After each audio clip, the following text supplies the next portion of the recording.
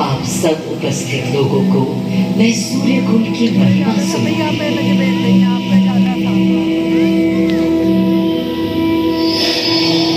भारत की मिट्टी अनेकों दिव्य आत्माओं की जन्मस्थली है, पर आज मैं आपको कथा सुनाऊंगी भगवान विष्णु के उस अवतार की, जिनके अवतरण से मैं पावन हो गई सदा सदा के लिए। माँ कौशल्या की गोद में जन्म लिया मर्यादा पुरुषोत्तम श्री राम ने अधर्म के नाश के लिए, धर्म की विजय के लिए।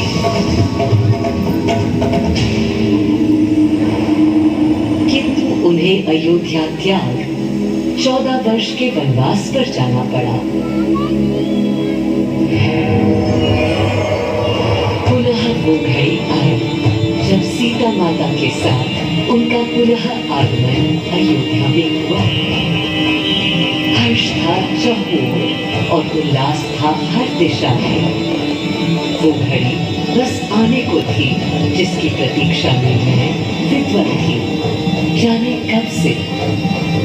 प्रभु राम का राज्याभिषेक बस होने को था, हर कहीं उत्सव था, पर इस उल्लास पर दुविधा की कालिमा छा रही थी।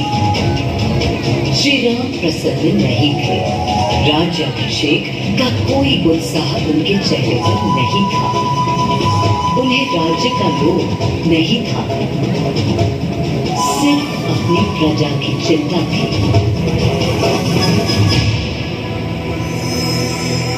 सबके मन में एक ही प्रश्न था, कौन हल कर सकेगा श्री राम की इस दुविधा को, मिटा सकेगा इस अंधकार को, किसके तेज से छट जाएगी ये क्रांति। अरे वही जिसके वंशज हैं श्री राम, जो स्वयं सशरीर धरती पर पधारेंगे श्री राम को राम राज्य समझाने।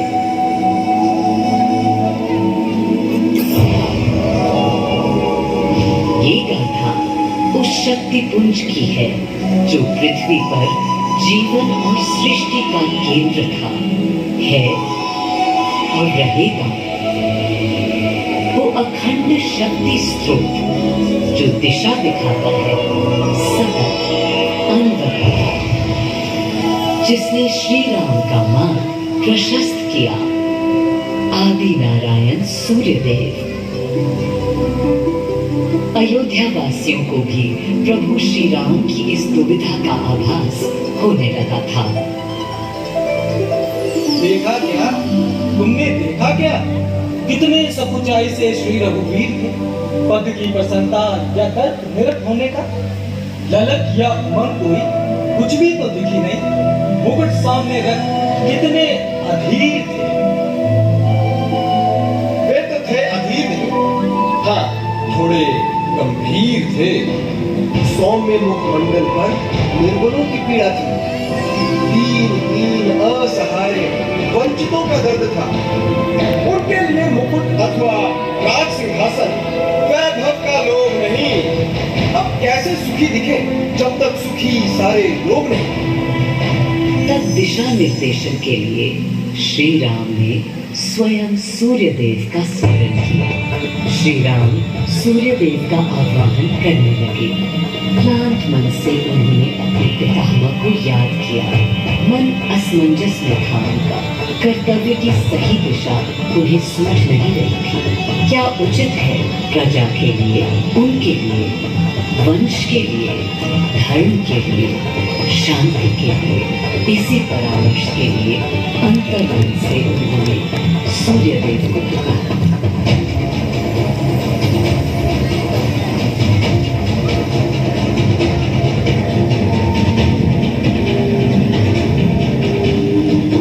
मैं अयोध्या पवित्र से पवित्रतम हो गई हूँ।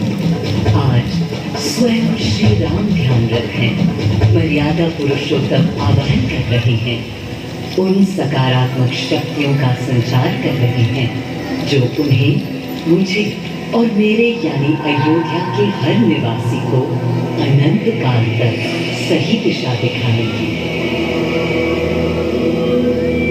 संभव है स्वयं सूर्यदेव सशरीर पधारे अयोध्या की धरा पर।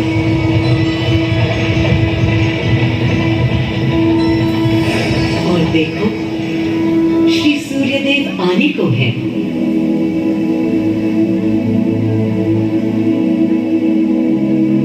उनकी पहली किरण के स्पर्श से कलियां एक एक कर खिलने लगी। जीवन की कांति हर ओर धीरे धीरे फैलने लगी।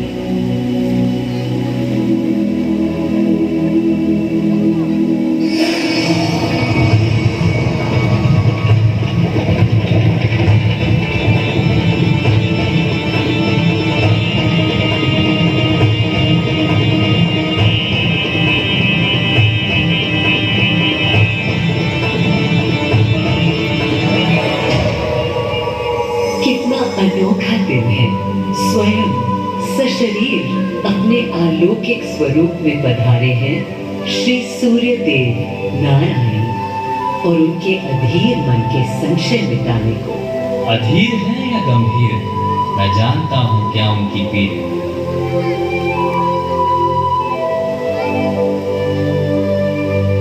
माँ कौशल्या को प्रणाम। कहाँ है राम? अरे भूलूं ये बात कि कौन बड़ा है।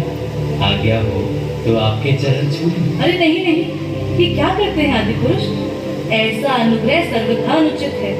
राम वंशज हैं आपके, क्यों पाप का भागीदारी बनाते हैं पितामह? पितामह पितामह होंगे हम ब्रह्मलोक, अब धरती पर जनलोक में आ गए। सूर्यदेव के आगमन पर माँ कौशल्या उन्हें मिली और विनती की कि हे देव, मेरे पुत्र की दुविधा दूर करें, उन्हें राह दिखाएं ताकि अयोध्या का, पूरे भारत का भविष्य निर्धारित हो सके। आपकी जब पहली किरणें आती हैं तब गोचारण होता है, चिड़ियां गाती हैं, लेकिन इन दिनों कितनी उदास है। कारण है उनके राम की एकाग्र साधना और सुदीर्घ उपवास।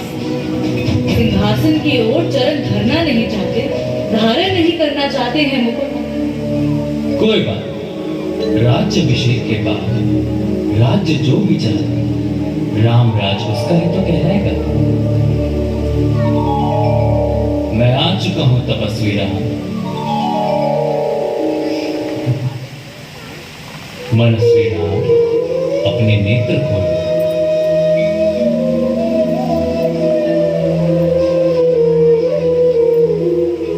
प्रणाम पितामह, प्रणाम। प्रणाम मेरे राम, प्रणाम। पितामह, राम राज क्या है? राम स्वयं पूछ रहे हैं कि राम राज्य क्या है। पुनः मेरा प्रश्न है। अभी तो आप कह रहे थे जो भी मैं चला कह रहा था कि राम राज में राम के लिए भी विधान होंगे। आदिदेव, कुछ अनुमान तो मुझे है, लेकिन अब आप बताइए क्या विधान है?